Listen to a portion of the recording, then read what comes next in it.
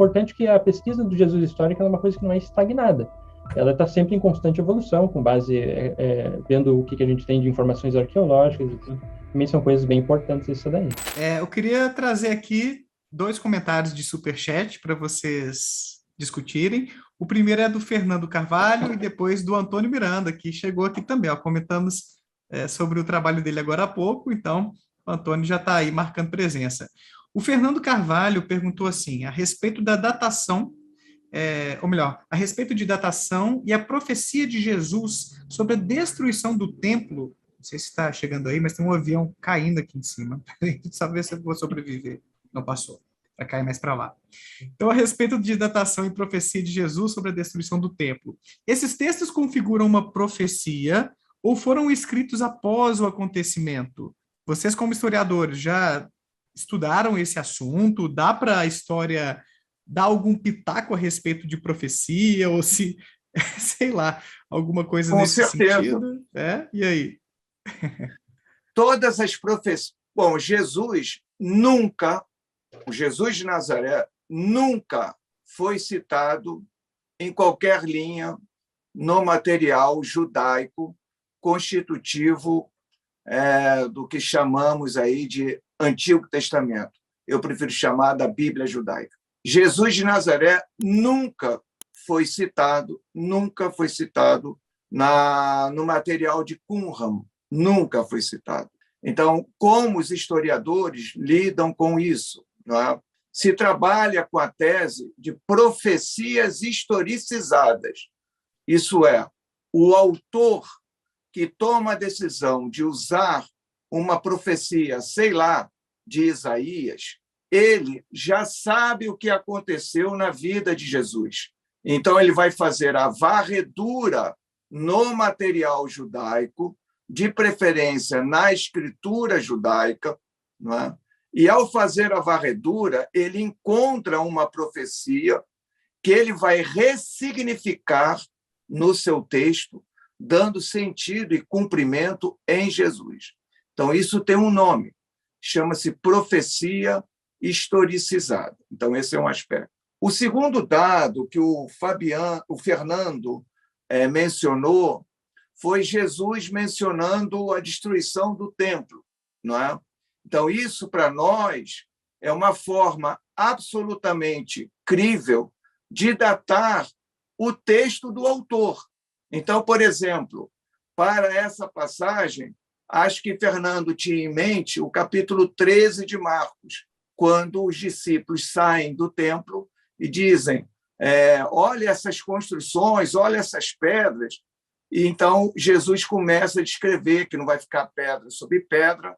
Essa é uma passagem conhecida como um pequeno Apocalipse marcano. E a beleza dessa passagem é que, quando você compara, não é, com os escritos de Joséfo sobre a destruição de Jerusalém, não resta a menor dúvida que o autor de Marcos sabia já da destruição do templo. Por isso, ele é datado como sendo posterior, o Evangelho, à destruição do templo de Jerusalém. Logo, ele é comumente situado na primeira metade dos anos 70. Então, esses indícios, que também se constituem, segundo Carlo Ginzburg, e eu estou seguindo ele de perto, né? Os indícios constituem um novo paradigma da modernidade. Hoje, o médico de família acabou. O médico que ia visitar e prescrevia remédio para o pai, para a mãe, para os filhos, isso acabou.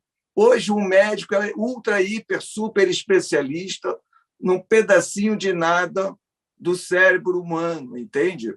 Então, o paradigma heliocêntrico de dar sentido com grandes teorias para explicar o universo no seu todo, né, tem sido reavaliado à luz do paradigma indiciário, que eu acho que Carlo Ginzburg está absolutamente correto. É isso. Jonathan, quer complementar? Sim, eu estava só vendo se eu encontrava aqui exatamente aquela profecia do tempo, que tem uma outra parte em Lucas, né? Mas eu, agora, nas pressas, não consigo localizar. Mas ela vem de Marcos. Lucas está pautado em Marcos 13.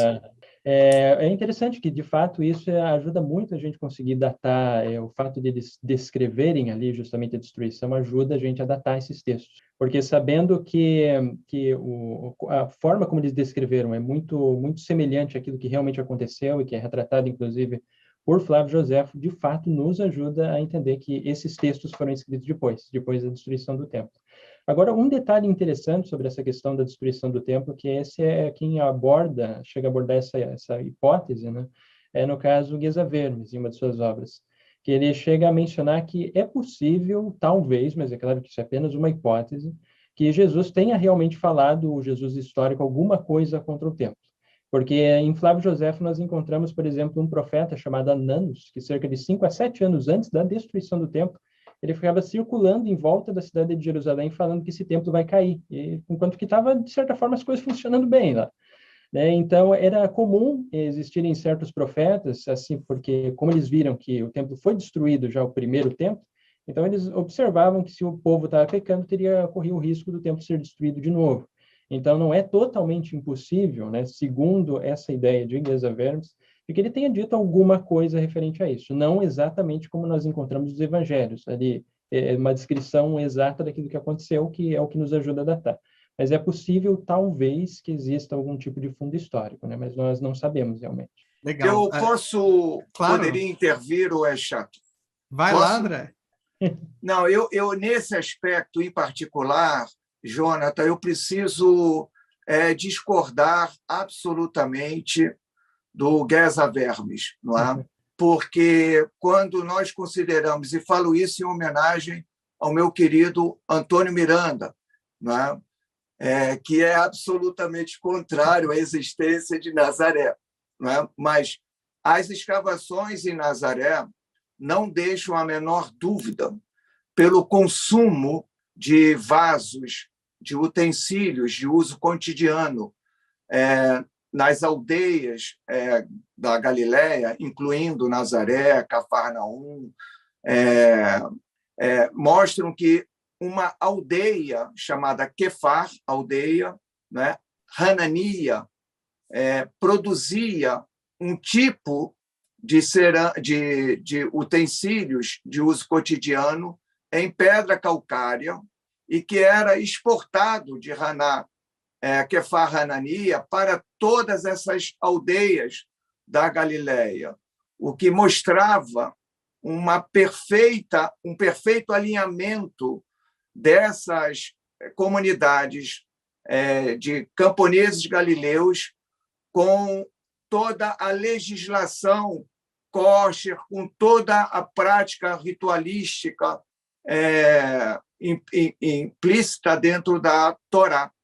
E, portanto, não há a menor dúvida do alinhamento dessa população da Galiléia camponesa com o Templo de Jerusalém.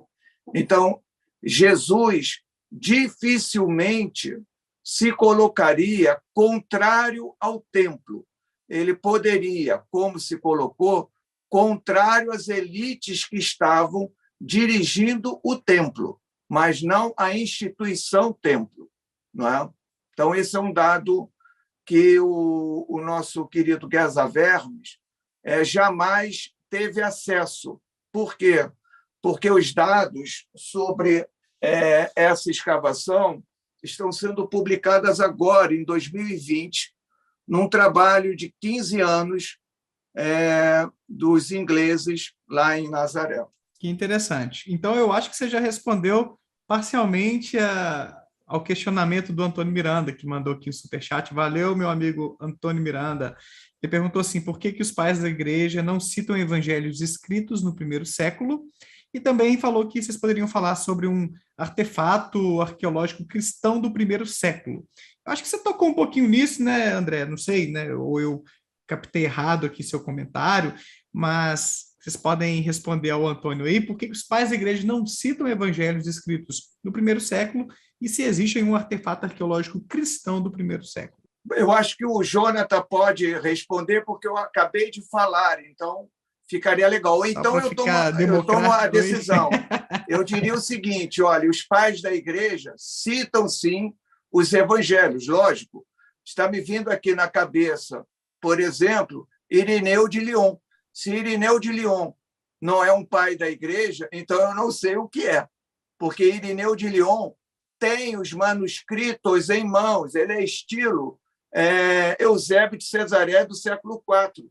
Então, Irineu trabalha junto de si, ele tem uma biblioteca, ele tem rolos, ele cita na inteireza passagens extensas dos autores dos evangelhos. Então, Irineu é o melhor exemplo que nós temos para demonstrar que esses manuscritos já circulavam, não é? Inclusive, ele dá provas que conhece o quarto evangelho, e eu discordaria um pouquinho de nada do meu querido Jonathan sobre a datação do evangelho de João, que foi datado de forma muito baixa.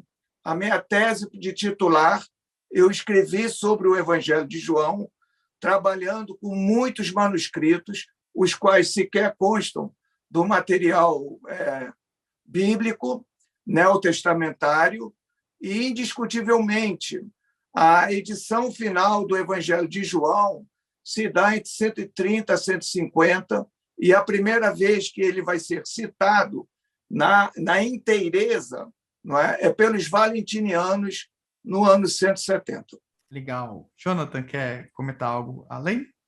Muito bom. Então, sobre a datação do Evangelho de João, eu já tinha lido também algumas coisas mais recentes sobre, de fato, ele ser uma datação um pouco mais tardia, né? Mais ali perto do final da segunda metade do segundo século.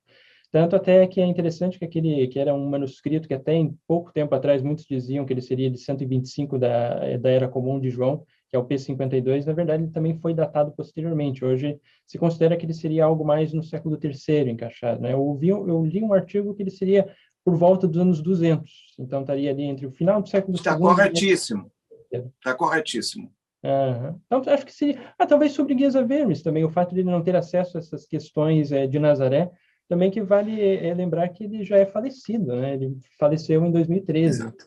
Então, as obras dele realmente não estão atualizadas para as últimas. Então, é importante que a pesquisa do Jesus histórico é uma coisa que não é estagnada.